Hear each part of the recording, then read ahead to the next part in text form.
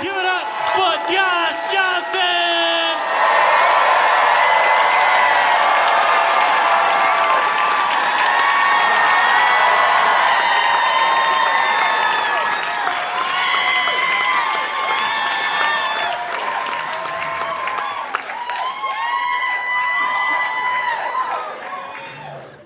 I've lived in New York a little over 10 years now. And it's been incredible, but a lot. It has. It truly, like when I first moved here, I didn't have an apartment ready. I used my job to transfer to move here, but then I needed a place to stay. And I found an apartment with some friends, but the lease wasn't gonna start until long after I got here, so I had to sublet. And so I had to figure out a sublet in Chicago before I ever got here, which means I had to schedule and pay for a sublet on faith.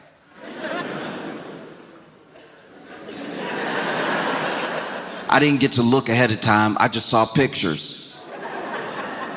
Pictures of wherever that was. Because I get into town. This is like I get to New York. I got like 2 suitcases and my backpack. Everything I got in it, stuffed in it. And then I get to the sublet and I walk in. You know, some of the people I'm gonna be staying with let me in, give me a key, because we're all subletting. Turns out everybody in here doesn't live here. We're just an entire apartment full of subletters. And then they showed me to my room, and I walk through the kitchen, and I get ready to walk to the next room, and the guy showing me around is like, stop, that's my room. What? This is your room. And I was like, oh, that's interesting, because this is the hallway.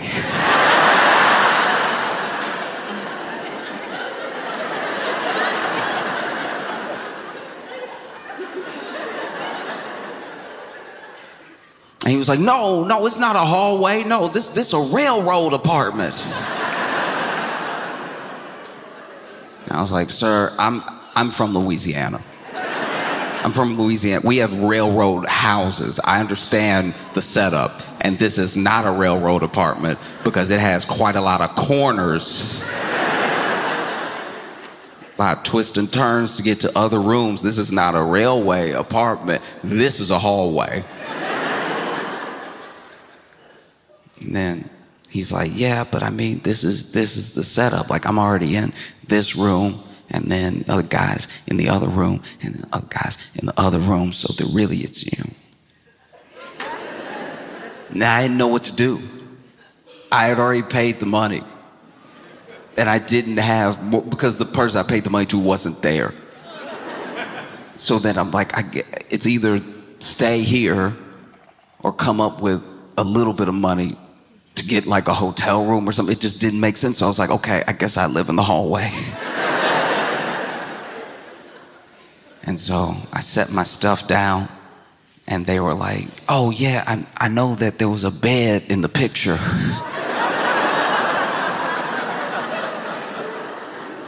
And in my head, I was like, how do you know there was a bed in the picture? I thought you were also subletting. It's like, I know there's a bed in the picture, but you know, you could do what I did when I first moved to New York. You could go ahead, go to Target or something, get one of those air mattresses, and just keep returning it before the warranty is up.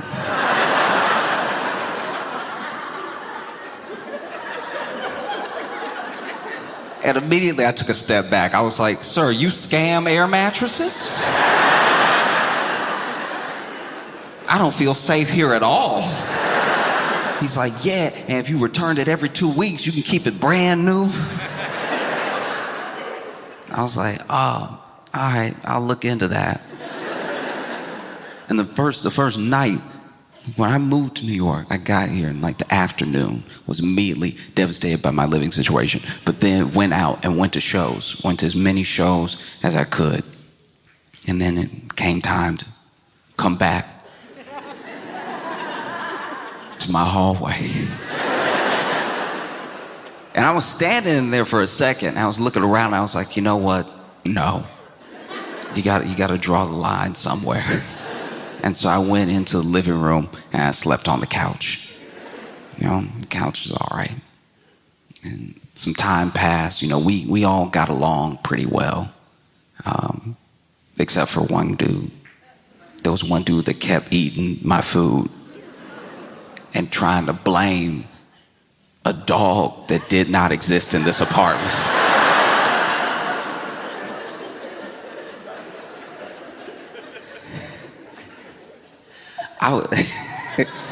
I came back one day and like the bagel I had just left on the counter was gone. And so I was like, hey, does anybody know what's happening? This is crazy now. Like what's going on? He comes out of his room and he's like, oh, you know, that doggone dog came in here. I was trying to wrestle it from him, but I could still see like poppy seeds on his lips. It's like, did you wrestle it with your mouth? And then after like 3 weeks, they tried to hold an intervention with me. Yeah, with me. The person not pretending there's a dog in the apartment. And this is the thing, this is what bothers me. Okay, obviously it sucks that, you know, he stole some of my food and that he lied about it and everything. But then just to try to keep the lie up, he would make random dog noises in the apartment.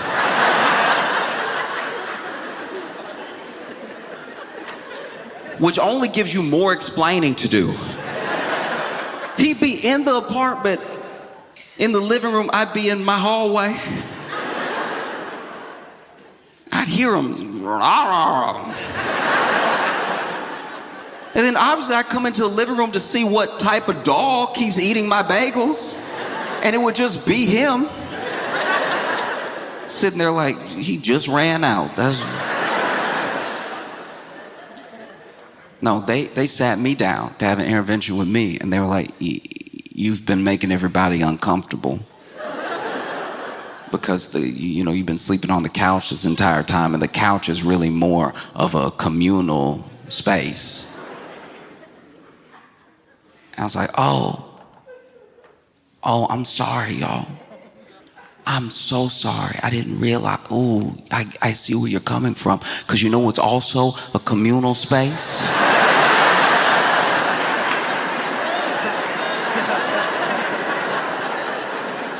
The hallway I live in.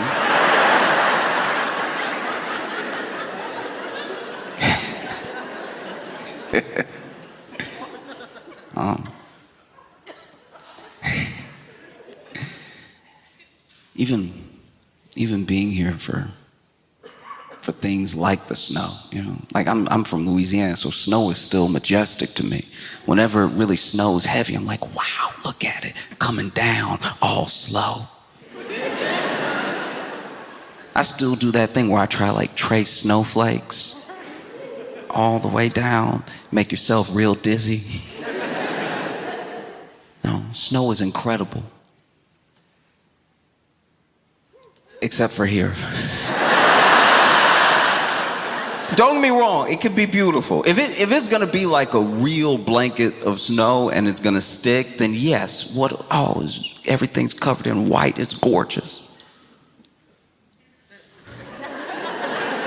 If it's just kind of snowing, if it's just lightly snowing, if it's just sleeting a little bit, it is one of the most disgusting things I've ever seen in my entire life, because it hits the ground, it immediately disappears.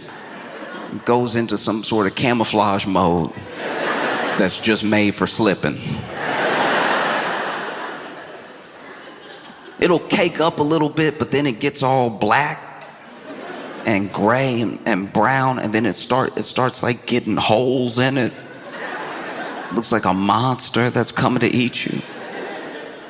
You gotta have your wits about you at all times. You walking in this slippery, sleety snow.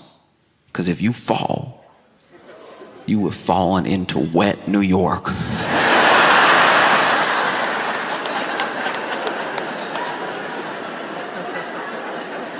Nothing will make you want to die faster than having wet New York on your back. And everybody know you got wet New York on your back, because even when you get up, look, I hope you can get up. I pray you can get up. Because once you fall, watching you get up would be like a deleted scene from Home Alone, because the ground doesn't make it easy and no one helps you. Nobody helps you. Everybody will go, ooh. Nobody gets close. Nobody throws a hand out because they don't want you to bring them down, because that's exactly what you'll do. I tried to help somebody once. It was tiny. This tiny man taking these itty bitty steps. You knew he didn't want to fall, because you knew he was looking. He might as well have been 200 feet in the air the way he was looking at this.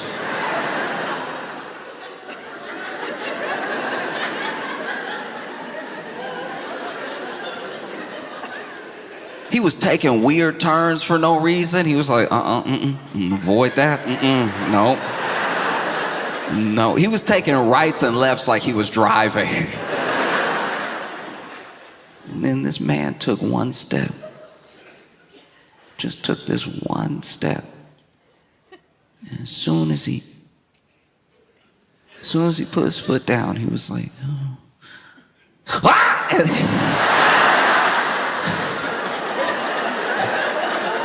The amount of backwards he flew was unfair for how light the step was. I'm not a physicist, but I imagine that if you're gonna slip like a Looney Tune, you should have been running. Like the fact that this man took such a small step and then he looked up in the clouds, facing the clouds, and then landed. And this man landed, and we didn't even go, ooh, we went, because we were sure he was gone.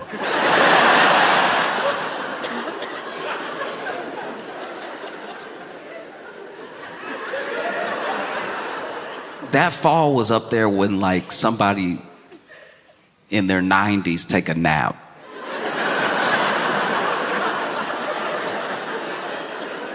Because the way he was rested, we were like, because you land on your back, you need to gather yourself. You can't just get up right away. You got to make sure your soul's still in your body. This man hit the ground, was just staring up at the sky. I was like pretty close to him. A couple other people were pretty close to him. And we were all looking over like,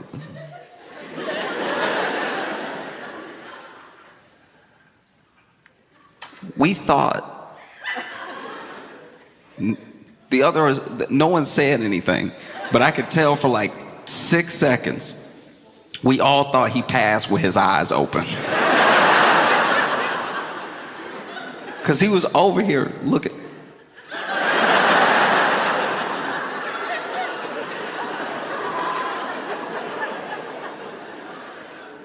Then after a little while, this man blinked. And we were like, oh, thank goodness. I don't think my day could have handled a body.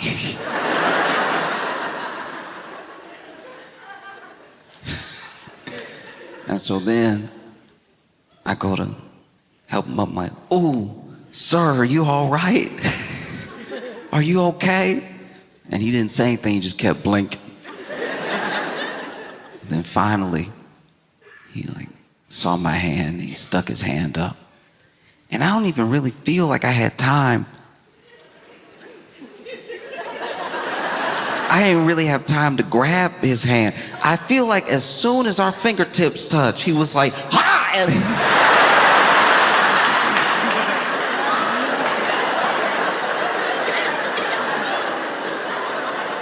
You know how you gotta be careful When you trying to, let's, when somebody's drowning and you're trying to save them, sometimes they could fight so hard that they drown you.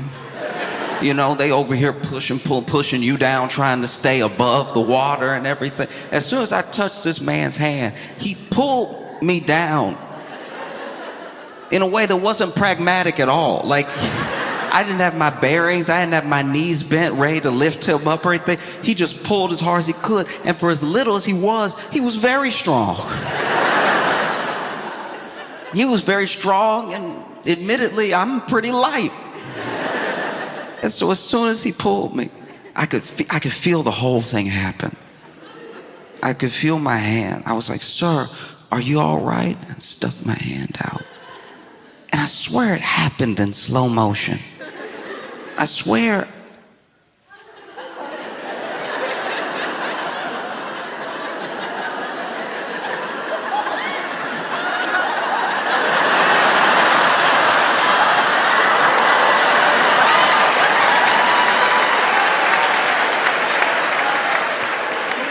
The way I tried to scream no before my face touched the ground.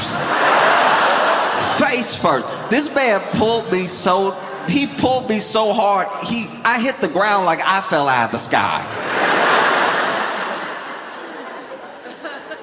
And now we both there, laying there, drowning.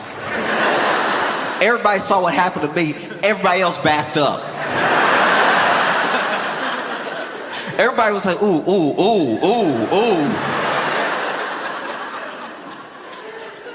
And now I'm over here fighting to get up. I swear I know how to do push-ups.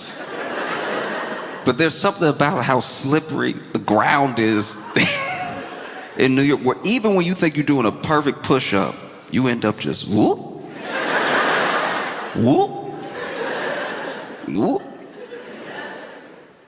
Finally, he and I, as a team, used each other to get up. It wasn't easy, and it took forever. I remember because we were both at least like, okay, if we get back to back, we should at least be able to sit up. I remember sitting on the ground and then turned to him like, "You ready?"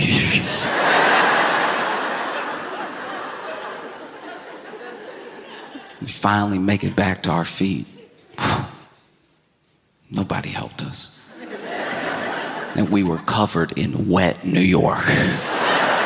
That ruined my entire week. I think I got some of it in my mouth. It's one of the most disgusting experiences you can have. I remember I thought I was somewhat ready. When moving to New York, I thought, okay, they have a bus system. I'm living in Chicago. I'm used to a bus system, used to a train system, like I just got to figure out the schedule, got to figure out my routes and stuff. I should be okay. It was very different than if I had moved straight to New York from Louisiana. I had a little bit of an adjustment, so it wasn't as much of a culture shock. But I wasn't ready for some of the versions of the things here. I took the bus in Chicago, took the bus all the time, but Chicago's on like a grid system. You take this bus, it's gonna go that way. Forever. It'll go that way till you're not in Chicago anymore.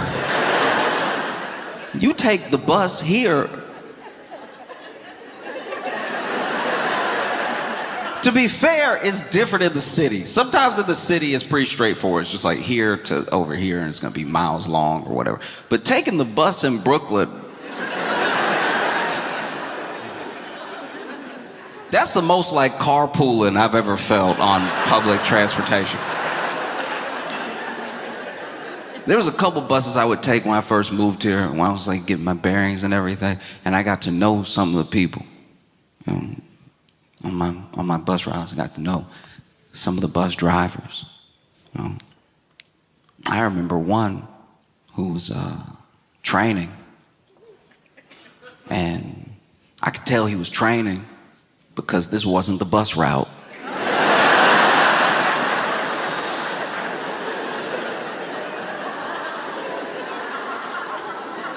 I try not to be that person.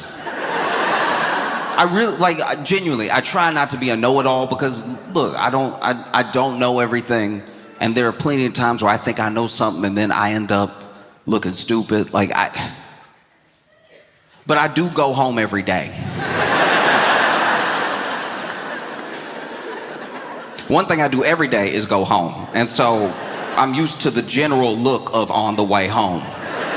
And this bus is on my way home, but this bus is not going towards my home at all. I'm seeing new restaurants. I'm seeing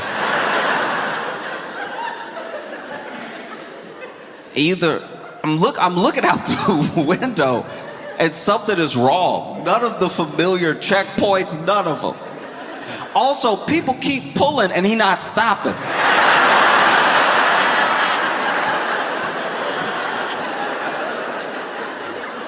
We on the bus, everybody kidnapped. Everybody.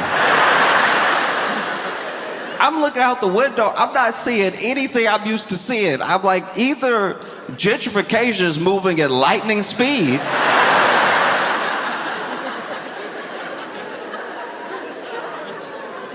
or we are not on the route home.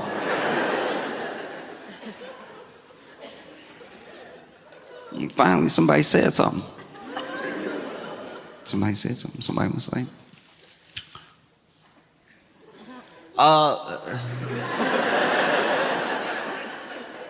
because you never know, you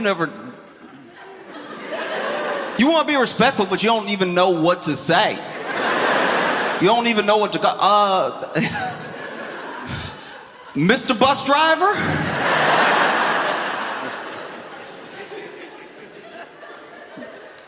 Mr. Bus Driver,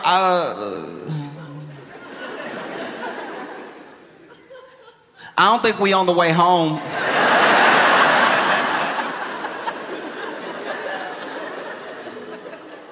Didn't respond right away. Kept trying.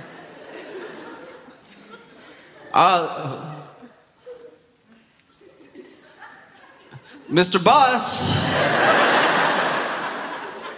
I don't think this is the right way. I take it every day, and I don't think we're going the right way, and we also haven't seen any of the stops. Because what I tell you, we are not seeing bus stops. We're not on a different route by accident. There's no way to get off. And then this man over here, huh?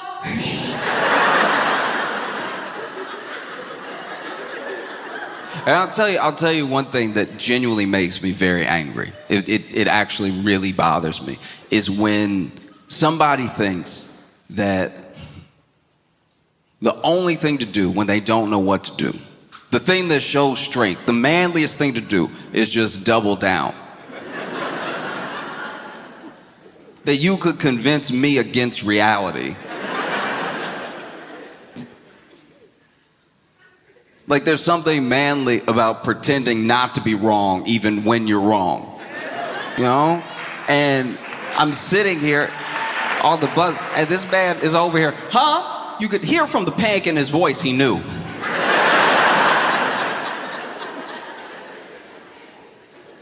I don't think we're going the right way. No, we on the way.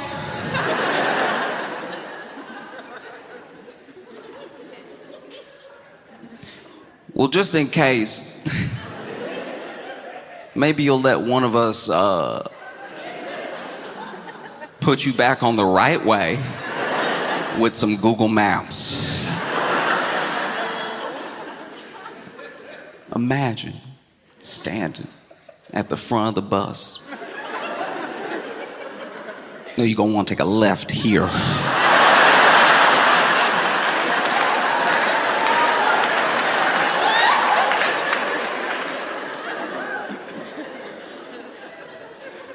I love taking the bus though, because I do enjoy bus drama. You always catch people, because on the bus, nobody's on the bus for that long, so all the drama that you overhear or all the drama that you witness is like the middle of the story.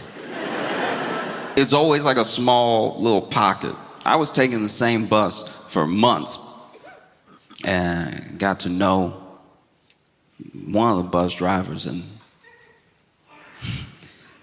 there was this one day I get on the bus. 2 stops later, this woman gets on the bus, arm in arm with this man, walks right up to the bus driver, puts the Metro card in. This is back when they had Metro cards. Put the Metro card in, take it back, looks at him and goes, "Hello, Harold."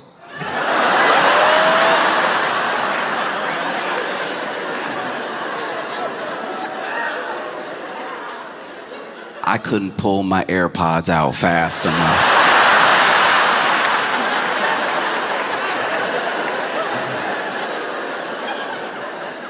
Because Harold looking shook. This is origin story stuff.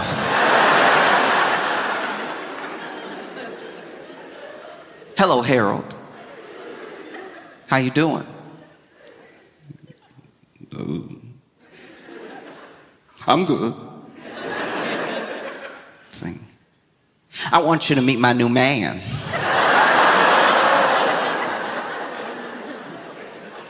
"His name's Ethan."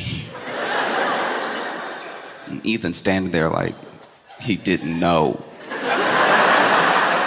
that this is why they took the bus. Like Ethan not trying to flex on Harold at all. He looked very confused. Like,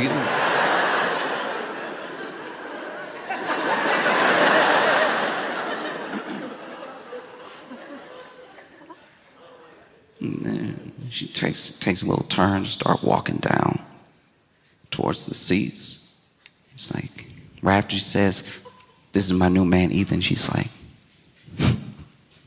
"We're headed back to his place."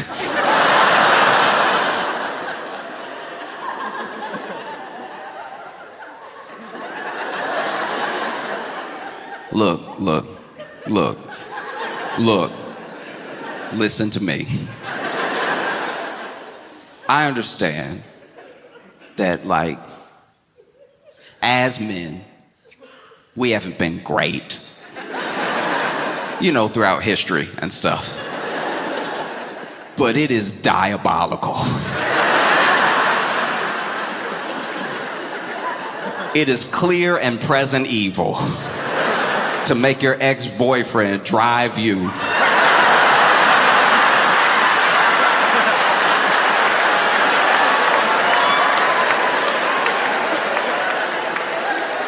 to your new boyfriend's house.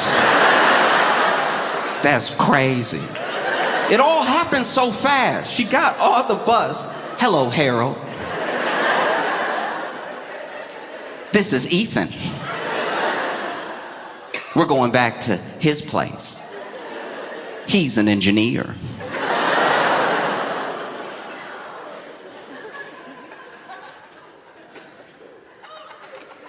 And poor Harold sitting there, closed the door.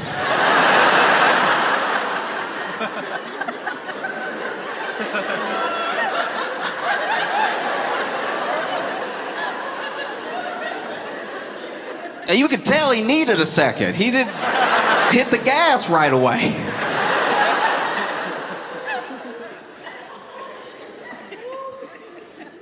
Ethan walking back there with this girl, and he clearly feels some type of way.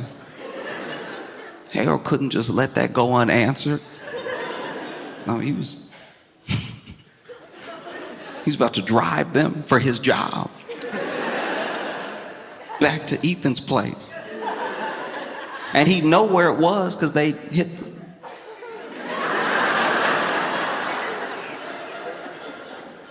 they pulled.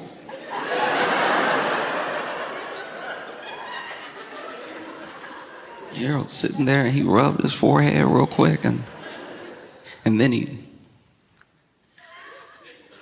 turned. He was like, "I don't know what kind of engineer he is taking the bus."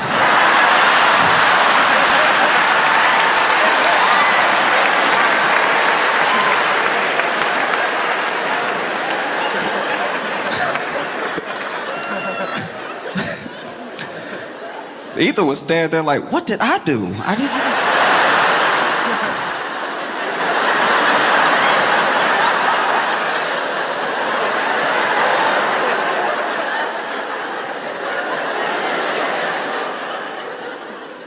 when I moved to New York, there was a lot that I didn't know. Like, I didn't know, okay?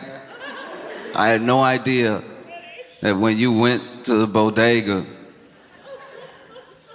that there would be a cat.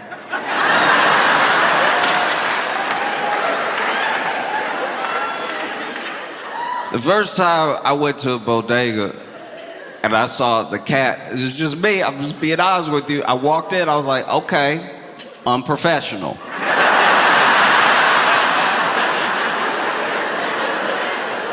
Professional. We all got our pets. We all love our pets, but this is a place of business.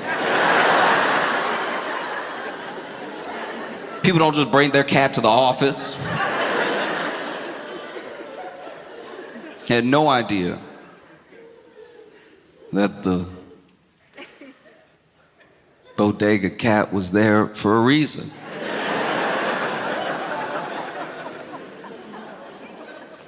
I had no idea bodega cats were there for a reason until I walked into a bodega.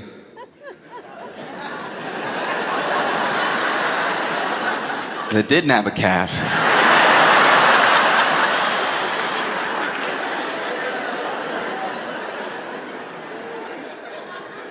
And I saw a rat.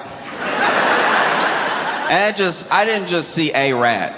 I saw Mr. Rat. Because I walk down the aisle and I see this rat. And there was a time back in the day where there were only a few rats that were this brazen. They all used to be a little bit more skittish. Remember, pre-COVID, pre-COVID, you would see a rat, and that rat had the Christianity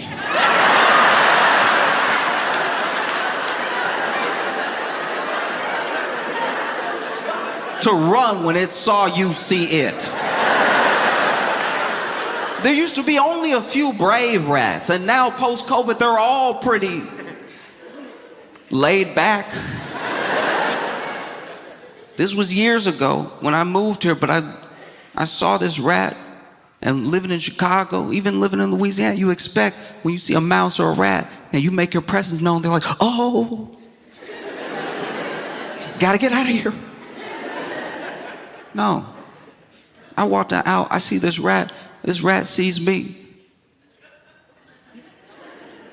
This rat actually looked me up and down.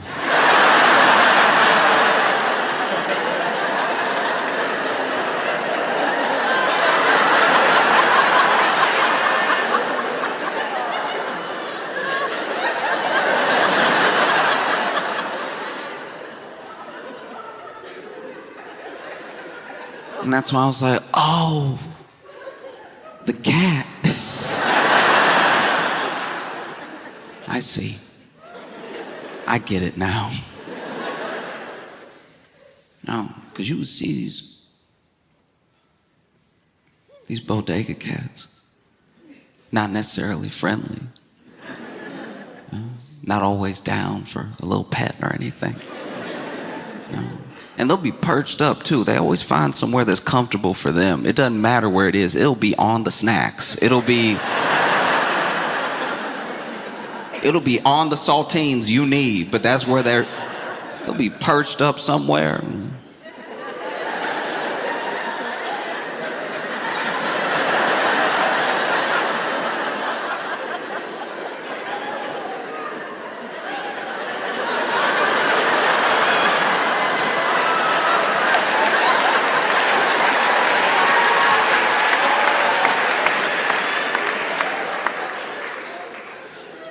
They don't even meow right. First time I heard a bodega cat meow, it was over here. Had that little like quiet yawn. Went to open his mouth. I'm expecting to hear a little purr.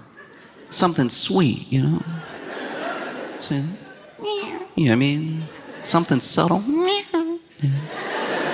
Not at all.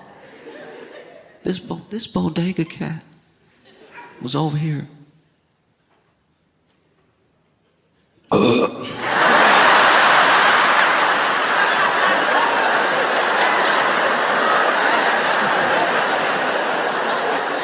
I was like, this is an uncle. This is...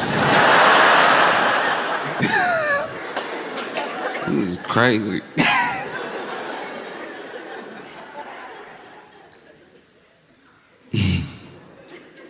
No, I saw this bodega cat out there. Perched up. And I turned the corner. And I saw a mouse. And I was like, in the same place. The cat was here. Mouse was there. Cat wasn't moving. I was like, okay. Unprofessional. All right,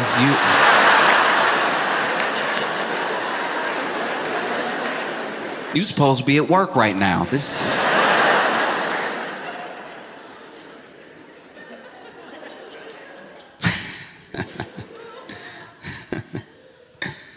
Oh.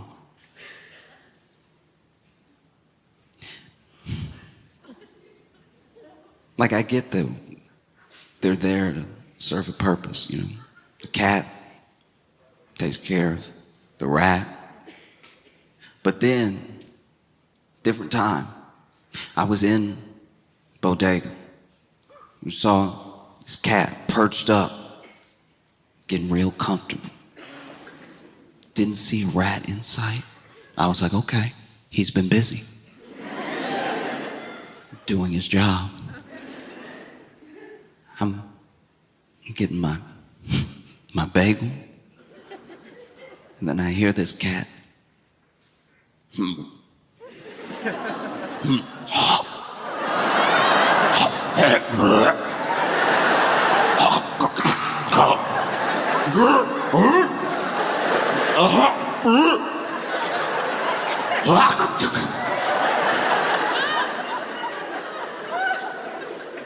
And then this cat coughed up a hairball. And I was standing there like, I think I prefer the rat. This is crazy. What happened just now? Was there a cat in him?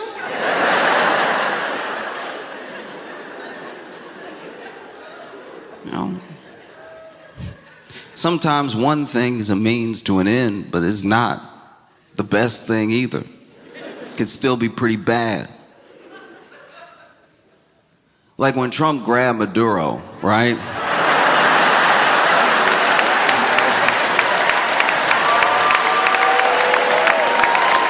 In case you're not familiar with Maduro, leader of Venezuela, who Trump went ahead and grabbed and kidnapped and brought here. And look, Maduro's terrible. Like, Maduro is actually horrible. Like, two things can be true. I think that as Americans, like, living in the US, we want a story to be clear. We want a clear protagonist, antagonist. We want one good guy, one bad guy. We forget that sometimes you could have two villains. Because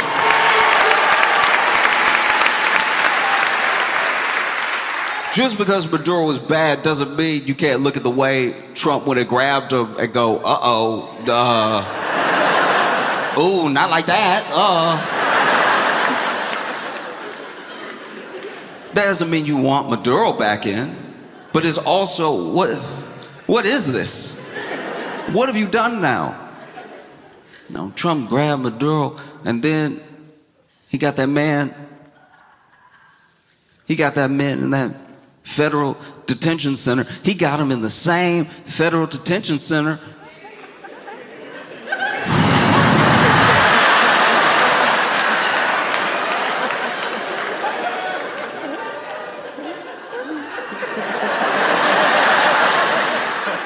This is the same federal detention center that they kept Diddy. And look, Diddy wasn't there because he's been sentenced and everything, but whew, can you imagine? Can you imagine what that day would have been like for Maduro if he was? Like, imagine, you were the president. And then you just went to bed. Very stylish pajamas, by the way. You went to bed. Then you wake up, you getting grabbed. They bring you to Brooklyn.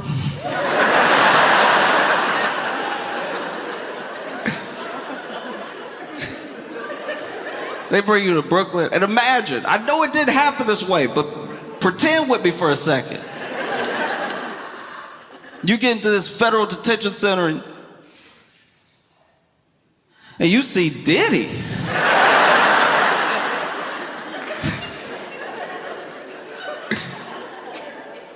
Looking over like, oh no. You don't know him personally, but you've heard stories.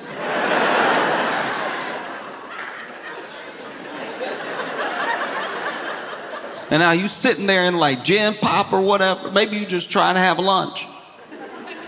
And Diddy approach you. Diddy walks up to you. Maybe stands over you. Leans down and goes, I heard you got oil.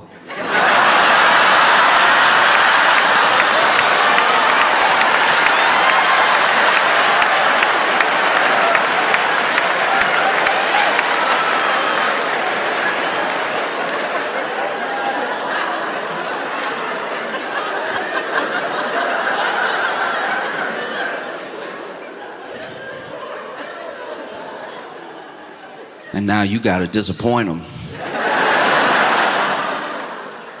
Now you gotta get the message across. No, not that type of oil.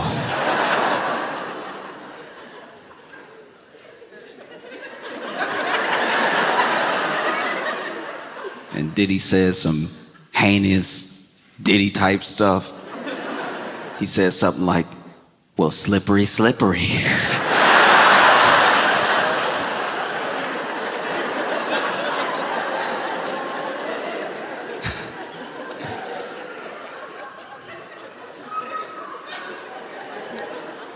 They got Maduro in there. The same places that they kept Tekashi 6ix9ine. If you don't know who Tekashi 6ix9ine is, he's a rapper, allegedly.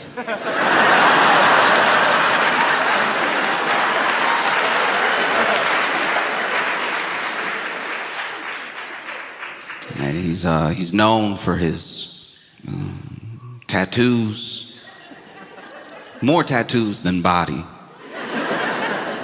Also known for his antics on the street, how he's always involved in some beef or some drama or something like that. He's also known for his colorful hair, these grills, just his whole aesthetic. It's very unique. It's one of the reasons he got so popular. There really is nobody doing things the way that he did them. It's why he was such a phenomenon. And you're Maduro. And you look over and you see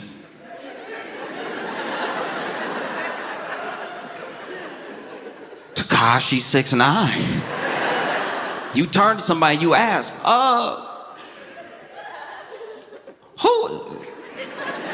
who is that? Like, oh, well, that's Tekashi 6ix9ine. You're like, I feel like my English is pretty good.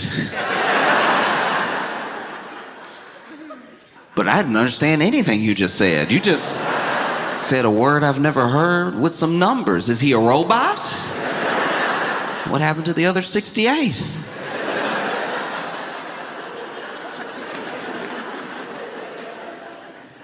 No, this is the same place that they kept Ghislaine Maxwell, R. Kelly, El Chapo.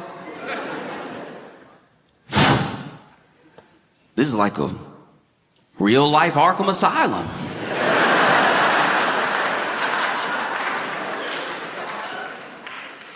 They got that man in there in the same place. They got Luigi Mangione.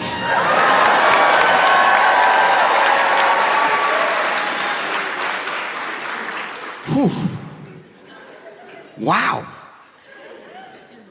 I don't know. You see things happen in prison all the time. You know, People talk about corruption. They talk about, it's a faulty facility. Conditions are bad and everything.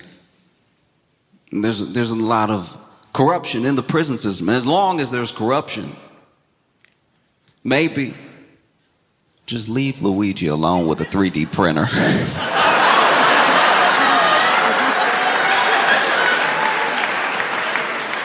Let him go to work for a little while. Just see what happens. Well, just turn the cameras off, They did it for Epstein.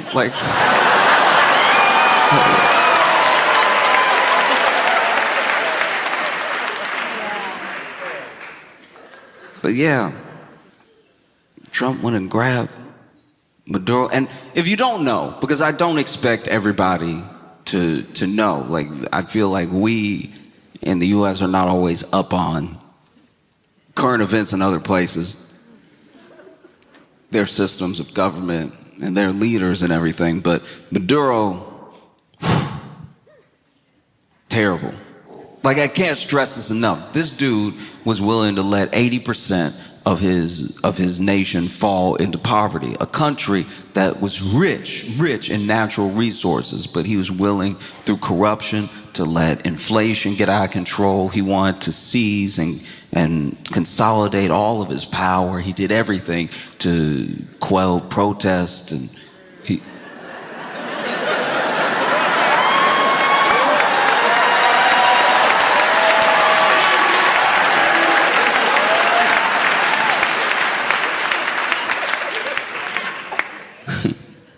But yeah, that's the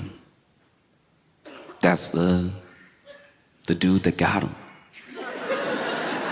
Went and grabbed Maduro. And when you ask questions about what's next, because this is the other thing. This is why it's a sort of fool's errand to defend every one of Donald Trump's actions, because you'll see these people, whether they're pundits, whether they're senators, whether they're whatever, sycophants, whatever, they come out and they give some almost noble or some at least logical reason for this crazy thing that has happened.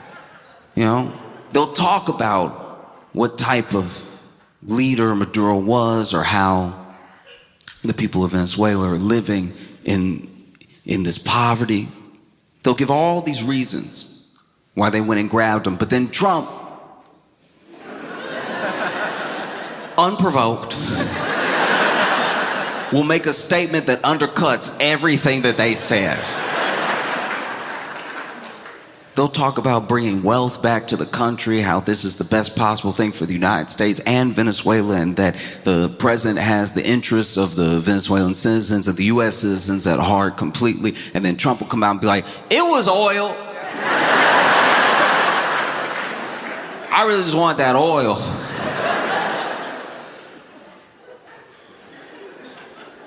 Even now with Greenland. What is happening? No one knows what's happening. They're sending troops over there to Greenland. You have people in the EU being like, we're just gonna send some people over to Greenland just to make sure. Meanwhile, Trump's over here, I'll slap tariffs on anybody that disagrees with what I'm doing in Greenland, which is I don't know, the world? People in Greenland aren't happy. People in Greenland are protesting. You know how much you gotta mess up to be protested in a country that you're not even in?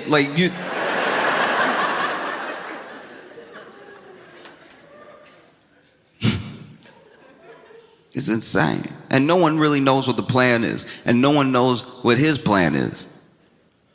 I actually think that he's talked about it a little bit too much. He's a little too far gone to just do nothing. He set himself on a path, and because he's the type of person that has a saved face, that never wants to look weak, and for him, strength is doubling down. Strength is just repeating yourself over and over again, even if it's wrong. Strength is just never correcting course, like a bus driver that doesn't know the route that he's going.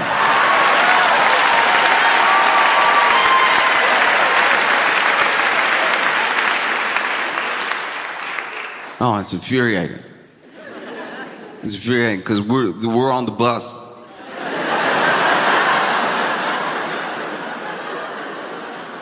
Like, we're on the bus. And we're looking out the window like, I don't recognize where any of this is going. This doesn't seem good at all. Greenland, the place with 60,000 people in it, we're really going after them. And he's saying, we need Greenland for national security. All right.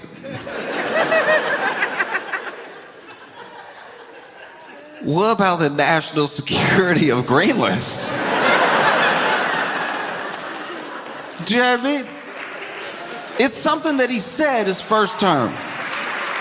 His first term, he came out and he was like, I think we need Greenland. And we sort of let it go. We let it go because in his first term, he said a lot of things. You remember. It's almost too many to count. He came out in his first term and he was over here like, hey, look, hurricane come, drop a bomb in it.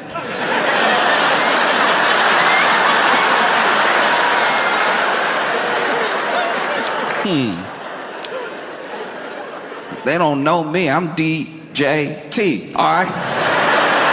I'll drop a bomb in a hurricane. I don't care. Please, I wish a hurricane would. Please step to me, hurricane.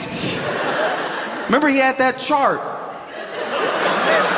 He had lots of charts, but there was one chart in particular he had of the path of a hurricane. And then he had drawn in marker the hurricane going somewhere else. And then everyone in the room was like,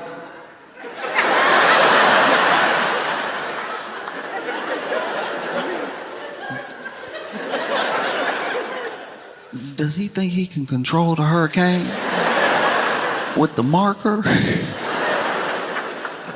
He's like, everyone said it was gonna go this way. It went this way. We were like, Mr. President, there are tens of thousands of residents that can attest that it did not go that way. Man was over here saying wild stuff. First term?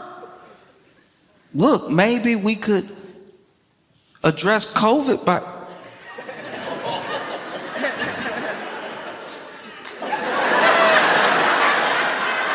clean it from the inside, you know what I mean? Like, let's try something. Stood in front of doctors and then was like, why don't we try cleaning it? See, y'all not even thinking like I'm thinking. Y'all not even on the level. Y'all over here, ooh, science, science, science. Y'all over here worried about microscopes. Let's look, let's really get to it. Let's really... Trust me. Trust me. Look. Take a couple sips. Probably be right as rain, probably. I don't know. I'm throwing out ideas. You know what I mean? I'm trying to think proactively. You know, you got them over here talking blah, blah, blah, blah, blah all day. I'm over here trying to help people. And then he caught it. I remember the day he caught it too. I was like, oh. He old. Isn't this bad? He caught it that he's old. What's gonna happen? I don't know if y'all remember that time, the way that it was unfolded, but when they announced it, I remember getting the notification on my phone, like Trump got COVID. And I was like, oh, okay.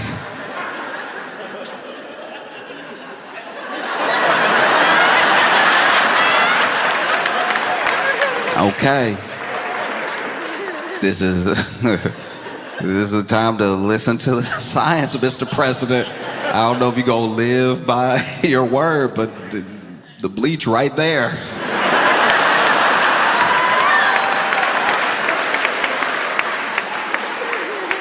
And then they pumped them full of whatever you need to survive it. They gave him that good stuff too, because remember he did a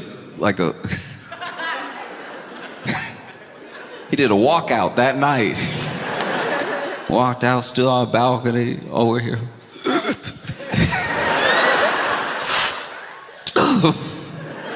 ripped his mask off, defiant, was standing there. So much happened first term.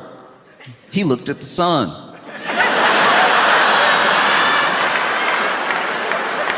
This man caught COVID and looked at the sun in the same time period. And looked. He looked at the sun like somebody who was told not to look at the sun. Looked up, they were like, "Mr. President, don't look at the sun." They screamed it out loud. And he was like,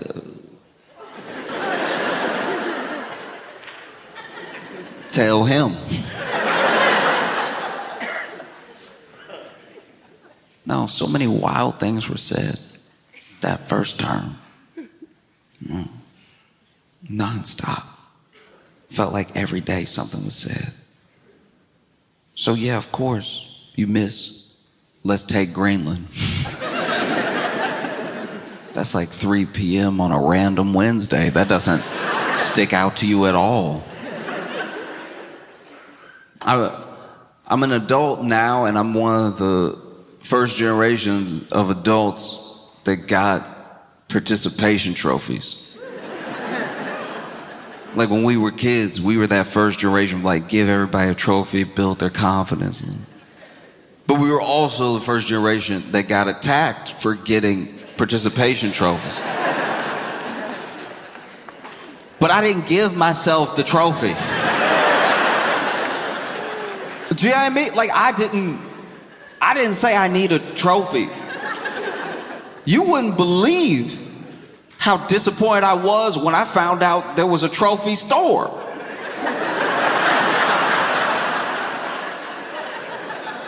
I remember going there and just looking around. I was little, but I was like, wait a second.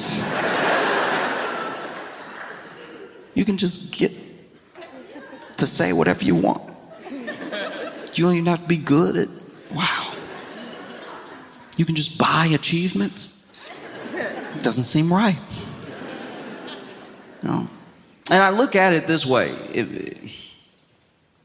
If you're a kid that was really good at something, and then at the end of the season or the end of the competition or something like that, everybody gets the same trophy. I could see that kid being upset because they're like, why did I work this hard to be so good and everybody gets the same thing that I get? I understand that argument, right? But I understand it coming from a kid. If you're the adult that's mad about it, but you don't even have like a kid that was competing, you just don't like the idea, you were never gonna get the trophy. That's weird to look at a kid you don't know and be like, they don't deserve it. Why do they get anything? It's like, oh no, that needs to be worked out in therapy. That's, oh jeez. Like when I was a little kid, I wanted to be an athlete. I wanted to be an incredible athlete, you know? Because all my heroes at the time were athletes. They were all people that could do what nobody else could do. They were people that had set themselves apart in their achievements, dedicating their lives to being so good at something that they did it better than it had ever been done before, and maybe in a way that it could never be done again. Nobody could knock people out like Mike Tyson. Nobody could make a game-winning, buzzer-beating shot like Jordan. I wanted to be an athlete too. And so I started on my journey. Played that good old European football, played some soccer, right? And quickly realized that that sport wasn't for me. Because that sport is 90% running. As a child with asthma, it was ridiculous for me to be out there every Saturday morning fighting for my life. I was furious. At one point, I was talking to the coach. I was like, I gotta run back and forth every time, like the ball never gonna come back this way.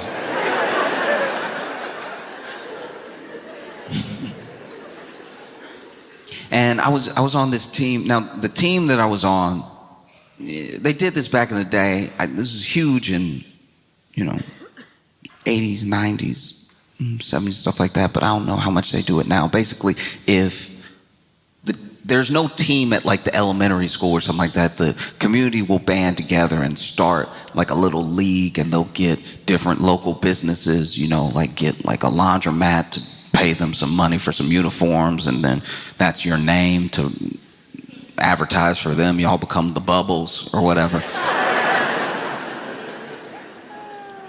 And then you end up playing other local kids and everything. And so it's just very important that I point out that I didn't make a team. I was on a team somebody made. There's a huge difference. And I think about this one particular year, because there was this one year I was on the team and there was a kid that was good and a kid that was great, right? And the kid that was good, he was good, he was all right. But what I really loved about being on the team with him was that his mom, whenever it was her turn, because every parent took a turn bringing the halftime and post-game snack. Whenever it was her turn, she would pick oranges from the orange tree that they had, slice them up, put them in a bag, bring them to us. They were some of the best oranges I had ever had. So I was always excited when it was her turn. And there was this one particular Saturday where it was not only her turn, but the same parent that brought the halftime and post-game snack led us in the pre-game prayer. This is the Deep South, so we're going to pray before everything, right? And so we're all in a circle with our heads bowed and everything. And it doesn't take me long to notice that his mom is actively praying against the other team. Like, we all standing there holding hands, heads bowed and everything, but then at one point she's like, and you're in control of all things, Lord, so if you want an ankle to roll, let it roll.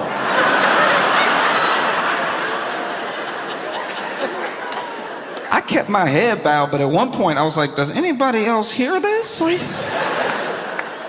I don't think that's how you're supposed to pray.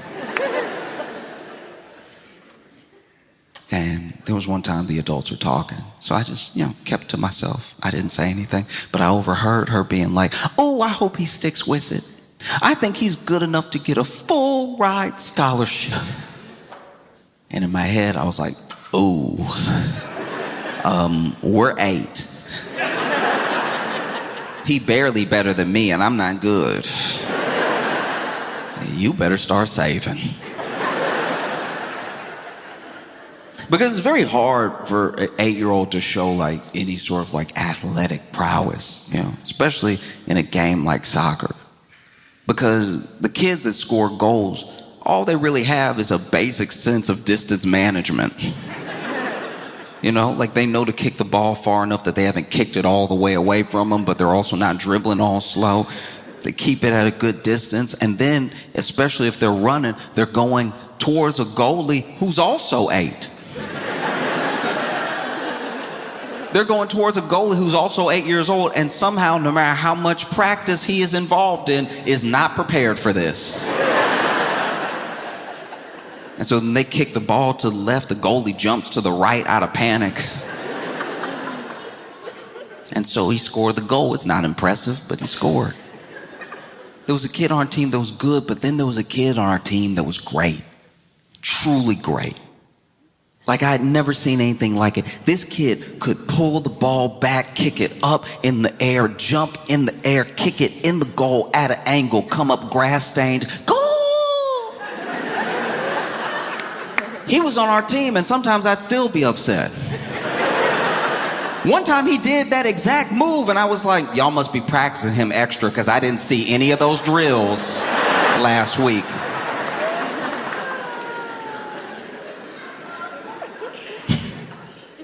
And there was this one weekend we had a tournament. Now a tournament, okay, no matter how much money the parents were willing to try to raise or pay to keep their kids involved in this thing, nobody was willing to pay to bus us around the tri-state area every weekend. So every tournament had to be done in a day.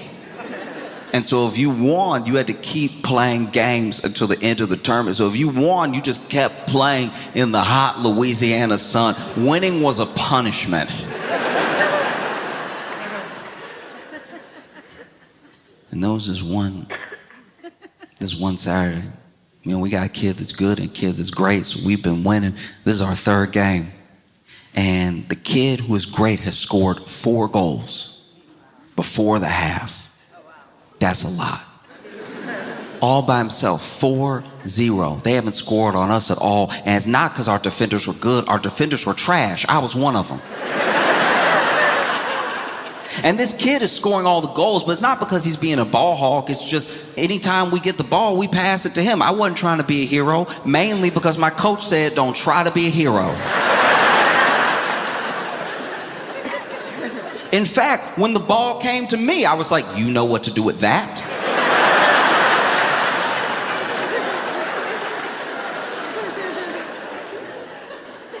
And so this kid is zooming down the pitch for his 5th goal.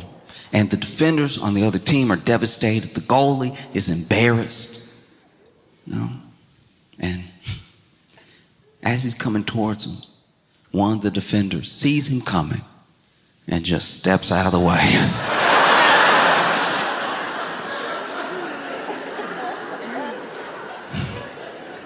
Steps out of the way and at the last second puts his foot in the way and pushes him down as hard as he can. And then the defender on the other team, that kid's dad, stands up and goes, let's go, Henry. Let's go, play hard. Which was a huge mistake because now the dad on our team knows who to hit. So then he got up and started walking across the field through children like traffic. We still playing it. He over here locked in. And he walked up to this other dad. And, I can't hear what's being said because I'm a defender on the other side of the field, but I see them getting closer and closer. You can tell with the body language that they're both very tense. And then I hear some mumbling, then I hear some yelling, and then the dad from the other team hauls off and pushes our dad. Our dad falls back a little bit, shakes his head, and goes, bah! Right? Now, this is a team full of dirty players and dirty parents, because then parents from the other team tried to jump our dad. But then our dad was like, anybody can get it. Anybody, okay? He started kicking and punching and elbowing and kneeing and headbutting. A few people, I'm pretty sure, were trying to get out the way. And then Henry sees what's happening to his dad and the other parents on the field, and so he starts running down the field. Leave my dad alone! And he runs up behind our dad, climbs him like a little spider monkey, and wraps his arms around his neck. Now, our dad can't hit this kid because he's right behind him, but he can use him to hit everybody else. He started spinning around as hard as he could. Little Henry hanging on.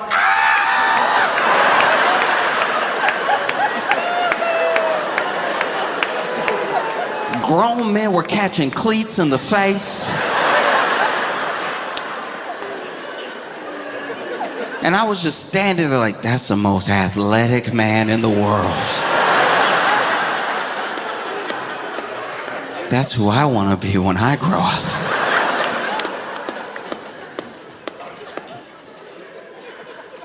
And so I can understand that, you get to the end of a season, and then we all get a trophy. We got one kid on our team that's good, one kid on our team that's great, and then I was looking at my trophy like, all right, y'all could have at least made them different sizes, because I was really just present. I'm not gonna lie to you.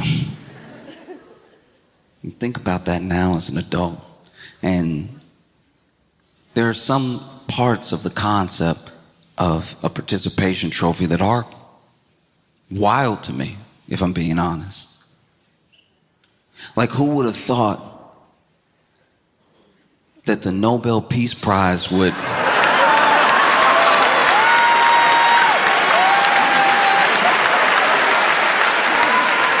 basically become this sort of participation trophy.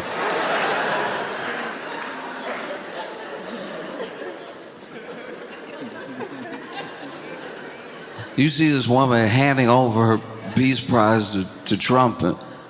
Not that peace is a competition, but even if it was, he lost.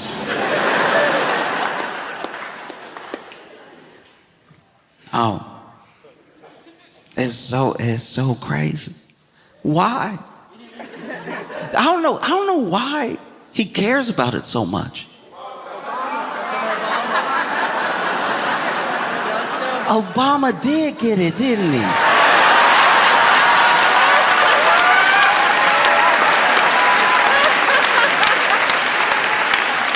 Obama did get it. That's true. Even holding it, it's like, you don't really believe that one's yours. There's no way. There's no way. I know his brain is soup, but there's no way that he actually believes it works like that. It doesn't even have your name on it. That's like letting your friend hold your diploma and then he thinks he's a lawyer all of a sudden. Like, that's crazy.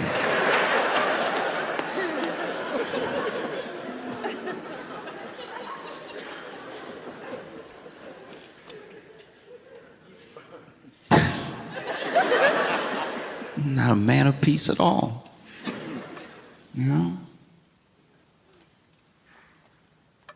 See what's going on in our own country. You're willing to go to war with your own people. You know? Threatening the Insurrection Act. That's, man. Sometimes irony's annoying. You literally led one. And then